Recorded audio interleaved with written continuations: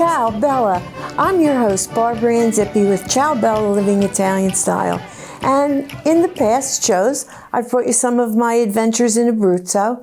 And this show, we're going to venture out a little further than Abruzzo. We're going to head up north to the Florence area, to the little town outside of Florence called Grive. And I'm going to share with you the 500th anniversary celebration of Villa Calcinaia and the Capponi family.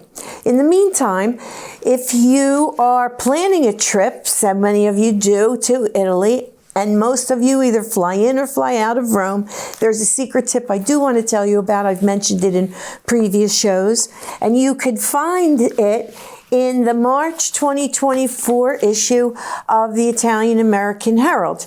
And what it is the Fountain of Trevi is so famous in Rome.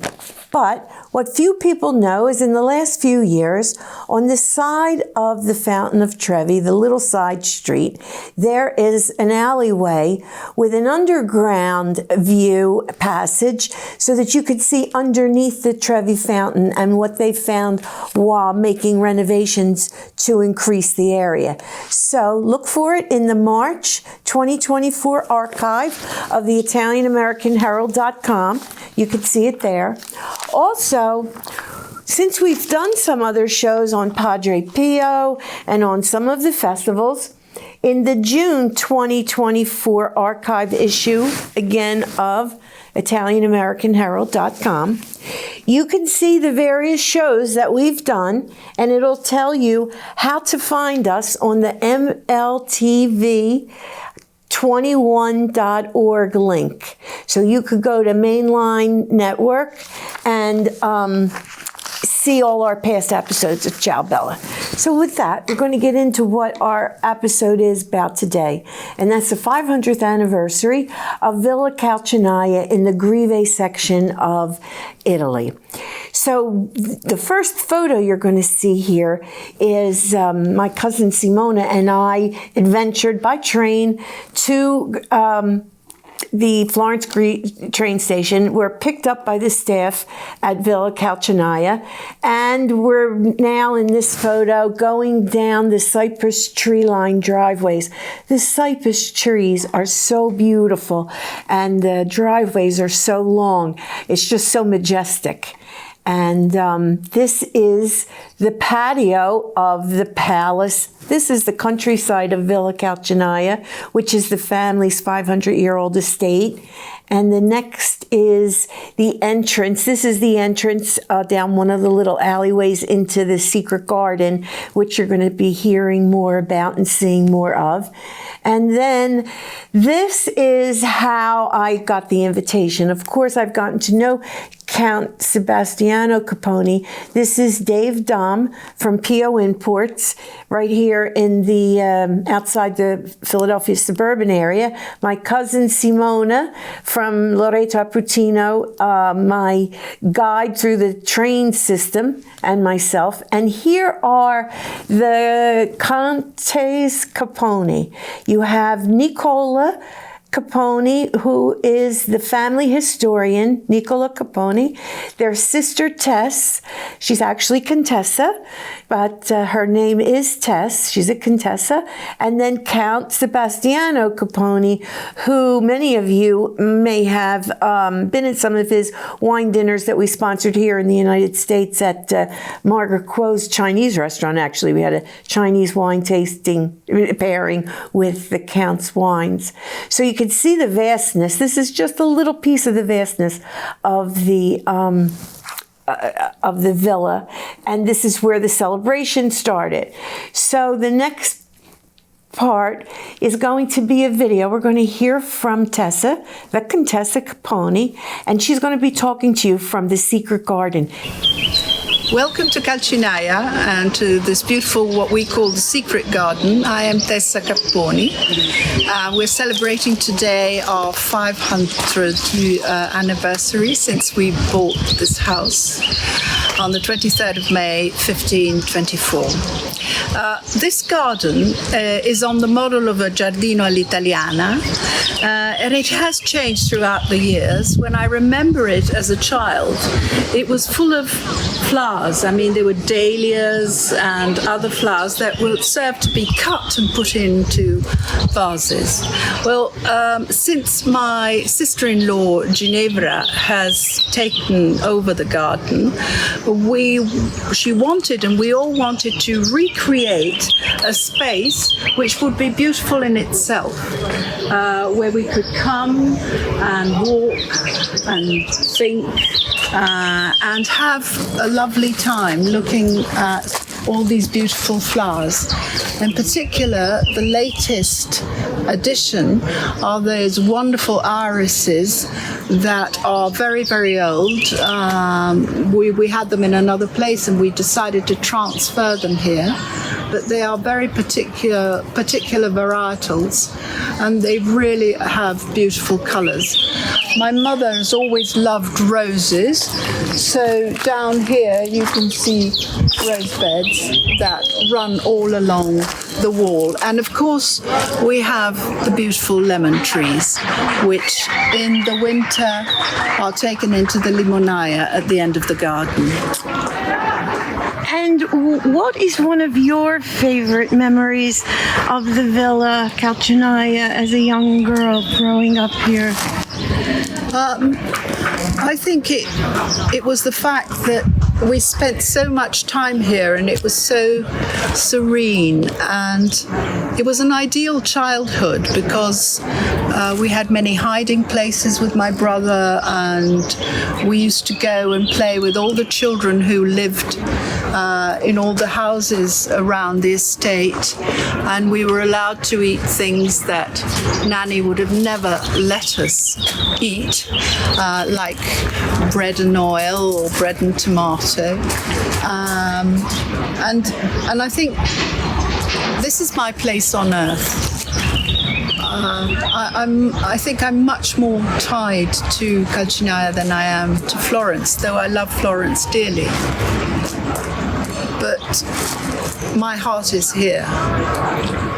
And it's a wonderful place to have your heart. Thank you so much for your time today, Contessa. The villagers that she was talking about, actually playing with over there at the estate growing up, were the sharecroppers' cottages. And of course, during the 500 years, in the mid-50s, sharecropping started coming to an end, and now they're renovating those beautiful sharecroppers' homes into a cottage. This is one that we stayed in, and this is the view from the veranda outside. This is looking over the vast vineyards of Villa Calcinaia. So we were driven to the countryside, sharecroppers' cottage, renovated, and we can see another photo of the vista. This is the old farmhouse, and you know, the people who would work the land would take care of the land and pay the Count's family in foods and vegetables, and hence sharecropping. It's very, very old, and one by one, Ginevra Capponi, Sebastiano's wife, has been converting them, the next photo, to people to vacation and use as a B&B. You'll see the guardrail there. That's a little bit of the driveway in the front, and that's the vista in front of you. And I think I took a video, here you go, that you'll be able to see the house. Beautiful, beautiful. If you have a family that could easily accommodate 6-8 people, two bathrooms. You do need a car when you are going through the countryside of Italy, and this is the Tuscany region. There's an outside veranda, and when you go around in the straight ahead, you'll see another house. That's a future one to be renovated. That's the driveway we came down, and so it's just magnificent to be out there. So if you're looking for B&B in the Tuscan area, you should check out Villa Calcinaia and their accommodations, beside their fine wines, which we'll be getting to next as well. Now, since we went the day before, we got invited to a very special dinner for some, the following day's activities has about 75, 80 people, but this was a small group of 20, and I didn't realize it until after I got to know these people, that they were wine experts, wine writers, wine reviewers from Switzerland, from Germany. There's a presentation of the meat dish that was going to come out till the at the end of the meal, and he was bringing it around to show everyone first, starting, of course, with appetizers, which are delicacies of their own. And then we have, this was a cheese with stringed pieces of a cucumber. Next with, this was steak tartare. Never have I tried it before, and it melted in my mouth. I couldn't resist. And the next was, this was truffles. Oh, on top of a cheese. It was absolutely delicious. I'm going to have to start taking written descriptions. This is one macaroni. If you know what a rigatoni is, they make the rigatoni, it's a big rigatoni, and it's hard-shelled.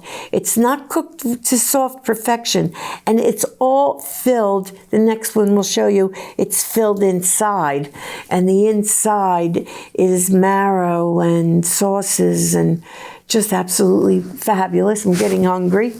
And can't remember what that dish was, but the next one, every time we sat at a table, there were 5 glasses of wine, or wines being poured that night to celebrate the 500 years, one for every 100 years that we were served that evening and the following day. And this is the steak Florentine and how it came out at the end. Absolutely delicious.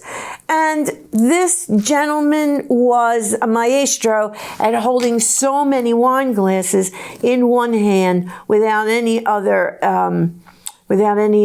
help or gadgets, and figured we could put him in a competition. These are the 2 desserts that we had. Again, delicious, and the restaurant was very happy to serve the Count's guests for their 500th year celebration.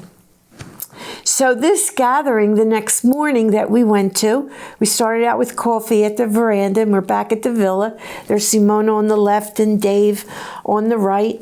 And we went through to have coffee outside. They have stayed unique to the structure of rebuilding. I think they have a full-time staff of 22 made up of all different skill sets. You need a couple stonemasons, you need a cook, you need housekeeping, you need sales and marketing people. This is the tent for the celebration where the mayor of the town was coming in for a proclamation with about 80 to 100 guests. And as I said, reviewers, wine reviewers from Switzerland, Canada, France, Germany, you name it. I was a little lonely newspaper representing the Italian-American Herald and the Ciao Bella, living Italian style. Now this was what we went to in the morning, and we had a slideshow, which unfortunately the slides aren't distinctive enough.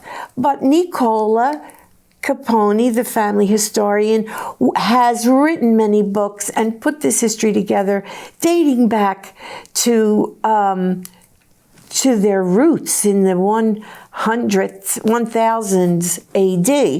So there were 3 table sets, 5 glasses in front of every single person at the 3 tables. And as the different wines were poured, they were explained. Many of them were rare vintages that hadn't been opened for years. One from 1969, some different bottle labels that will show you. Villa Calcinaia's wines are available in the U.S. Now this this is an old bottle. I think this is either 1991 or 1969 was one of the ones that we tasted. And you'll see the next picture shows the wine recorking. This was really interesting because they've taken old bottles that they've found, some of them even buried in the walls, and through the process that the gentleman is showing you on the left, if you advance the film and there's a little video, it will show you how the bottles go through that metal glass structure. And she's going to start the button, and they come out on the right hand side. They get recorked in that sealed environment so that, you know, whatever they used to cork the bottles with hundreds of years ago are not what they're corking the bottles with now. So they try to save every one of the ancient bottles. And it's interesting to also see how the labels have changed through the 500 years. So going on to, again, we were tasting wines. They were letting us taste the wines that they were rebottling in that video that you were seeing. Now this is interesting. On the left-hand side, the green are the old vats from before. Some of them they've saved the front of and built the backs because the pumps still pour out wine. Then on the right-hand side, or the next pictures that you'll see, you can see the aluminum, or steel, I should say, and they're out in the countryside. That vista goes for miles, and I'm a little peg in that picture. And this is only one section of them where they're storing their wines. Plus they have the wine cellars. And here are the old and the new. They're still doing things in the old barrels. And we took some videos that you could see how clearly everything, how clean too, is immaculate. And we got to walk through the area where they store and rebottle. And I have to say that the staff and the family, everyone there was so welcoming to celebrate the 500-year anniversary. There we are again on the lawn, taking Simona, Dave, Dom from PO Imports, and myself celebrating and trying to take a picture in front. Gorgeous day too. We were really blessed with a beautiful day. And here are the principals. You know, their mom and dad. Their mom is still living on the Arno River at their villa on the Arno River in Florence. Their dad passed away. Sebastiano on the right has taken the lead in the estate and the farming and the winery. Contessa, she's always there as a wonderful hostess, goes between Poland, her family home now with her husband, and but she's never far away from Villa Calcinaia. And Nicola, who comes to the Philadelphia area as well, and he's the family historian. This is the staff and crew that put this together. They put a magnificent slideshow together. They sent out invitations to all these people. They created the menus, and they did a yeoman's job really well.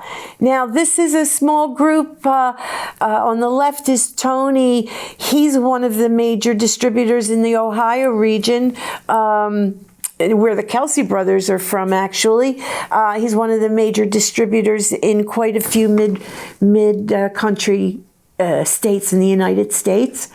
And then we go on to Ginevra. She is a wife of Sebastiano, and her talents have revitalized so many of the sharecroppers' cottages. She does the upholstery work. She does the painting work. She leads the masons on what they're to do. She just puts her finishing touches on every room so beautifully, especially where we stayed. And we got to see her handiwork, refinishing furniture and everything else that she's done. Now, here are their sons. The Count is with his three sons, and their names are, from the left, is Buono Amico. And then on the right, you have Ferrante. And in the middle, next to his dad, you have Neri. We're going to hear from them in a few minutes. This is a family shot in the garden. And I have to say that in all the pictures that you're going to see, everybody's smiling. But when you're here for 3 days and you're eating delicious food and drinking magnificent wine, you have no other choice but to smile. Now, what else do we have here? Here are the 3 boys.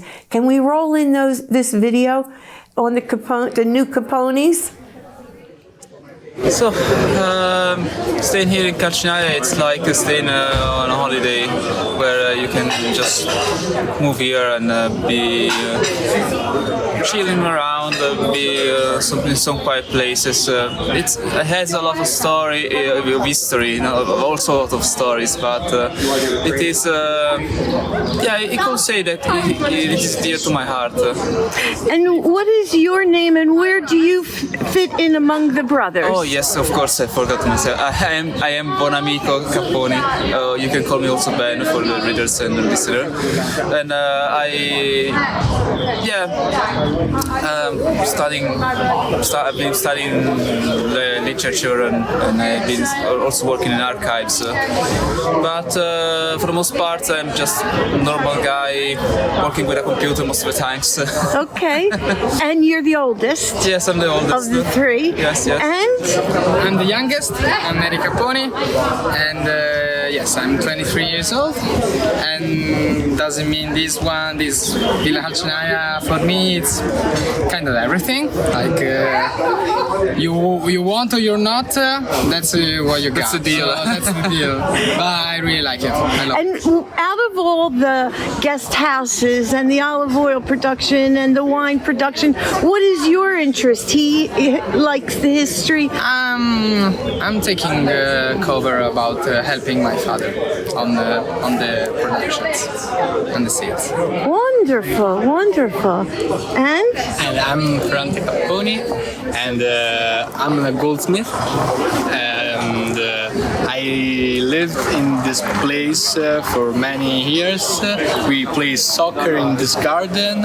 We play cards with my grandmother, and we love this place. We love it because it's part of us. And I don't know. I like the wine, and I help my family to. I don't know how you say in English, but to leave this place. and how many of you are married yet? Zero. Yeah. Okay. In Italy, we marry very late. Okay. Very late, very late. So no one's ready yet for marriage. We good now. We good. Yes. Well, this is wonderful. Thank you so much. Thank you so much. So I think Villa Calcinaia is in good hands for the future. One helping in the fields, one helping with the archives, one helping with artistry, and the history will continue. And this is their esteemed woman who runs the kitchens at Villa Calcinaia, and she catered the whole lunch herself. She did a magnificent job. So many delicacies. It was a beautiful day outside under the tents. And here is Dave Dom, and let's hear from Tony from Ohio and what they have to say about their relationship with the Counts Capponi. Hi, I'm Dave Dom with PO Imports. I've been representing the Villa Calcinaia estates and families since 1990.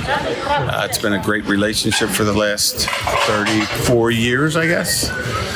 We want to say happy anniversary, and it's been a great relationship so far.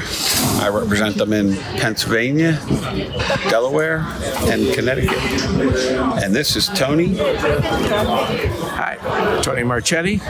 We represent or import the Villa Calcinaia wines since also 1990, and we sell in about 40 states. We've started with the family when Niccolo was running the estate, and our first visit here, he said he killed a wild boar for us to serve for lunch, which was very memorable. So now Sebastiano works with us and comes visits us about 3-4 times a year, and we love to have him. So we're very proud to represent their wines. And Tony, what states do you represent the wines in the United States? Too many to mention. Too many to mention. About 40. And between the two of you, are you in competition as the oldest reigning distributors or importers for Sebastiano? No, we're not in competition. We complement each other. Yes. That's a wonderful, wonderful tribute. And at the celebration today for 500 years, how was everything that you found to be here today? Over the top, a great celebration. Journalists, wine lovers, neighbors, importers came together, all for one purpose, to celebrate the 500 years of Villa Calcinaia. Everything was good, but they could have had a little more wine and food. They're a little hungry. So other than that, it was really nice. Well, ciao, ciao. We'll go to Ciao, the ciao. we'll Ciao, go to ciao. the table. See Okay. you at the 600. Yeah. And here you'll see some of the specialty wines that they were serving us. So we can roll through these photos a little quicker so we can get to a couple testimonials. Another one of Villa Calcinaia's wines. We'll zoom in so that you could see the years and the labels a little bit. And then Simona, I owe her a world of thanks. I could have never navigated the train system for the first time to go from Abruzzo to Florence, but it is it's very easily done. However, you do need a good knowledge of listening. Now, since we stayed that evening and actually weren't leaving till the next day, we were in the tasting room, which are these following pictures to show you. So just a few of us were left. This was an ancient bottle that Sebastiano took out from the wine cellar and had us taste. And then all the glassware that I wouldn't have been wanting to wash the glasses that we used in those 48-hour periods, all stamped with Capponi crest too. And then the next pictures show you the wine barrels. These are the tasting rooms that are open to the public in Grieve, Florence. So if you're planning on Tuscany, you go here to the Villa Calcinaia and you'll see these are the tasting rooms set up so that you can visit here and taste the different wines while also seeing the places. You could also have weddings here. Actually, the Contessa's have events. The Contessa's daughter just got married there. They're producing their own olive oil, which they do not import to the United States right now, but they do have their own olive oil. And of course they have their own vinegar, because if you know anybody that makes wine, you always have batches of vinegar that come out of them. And they have delicious other tastings and dinners and events that you can have at their venue. And then who do we have next? These guys were Sebastiano's friends from Canada. So let's listen to what they have to say. Hello, my name is Charlie. I'm an importer from Quebec, Canada. This is my wife. She's my business partner as well. I've known Sebastiano for quite a while now. I owned the restaurant for 30 somewhat years. He used to come to my restaurant, sold my restaurant, and met him in Italy and begged me to become an agent. And you know what? It didn't take much twisting of an arm.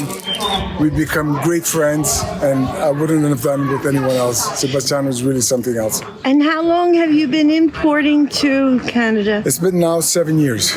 Wonderful. Yes. Wonderful. And today's celebration of 500 years, do you have something to say about We it? want to congratulate the Capponi family. They're just wonderful, wonderful people, and they make incredible wines, and it's just an honor to be here celebrating their 500 years. Ciao. Ciao. So before we get to a close, and real quickly, we did some photos and a story on the Villa Calcinaia experience in the September issue 2024. So if you go into the Italian American Herald archives, you can see it there. I have to thank my niece, Rachel Massey, who's now Milikowski, Rachel Massey Milikowski, who originally introduced me to Count Sebastiano when I had planned a family trip for us to go to Italy, and she said, "Oh, Aunt Barbara, can we stop at this villa who's associated with who I'm working for?" And that was over 10 years ago, and it's been a pleasure and an honor to know him and to attend this. We got a couple gift bags, which was exciting. I had Sebastiano years ago when I met him sign me a bottle of wine that I still haven't opened still today. If you travel, please look up going to Villa Calcinaia, paying them a visit, staying, or just going for a wine tasting. I'd like to thank the people at Radnor Studio 21 and Kevin for allowing me to bring you this program. And until we meet again, we picked the full moon night to be at our sharecropper's cottage on this estate, and it's a beautiful picture that I wanted to share with you as we end this. And know that the next thing that the Villa Calcinaia is trying for is to be one of the World UNESCO sites. So hopefully we'll be getting another celebration and maybe taking a little bit better videos. This was my first time shooting this, and I hope you got to enjoy it. Ciao, Bella.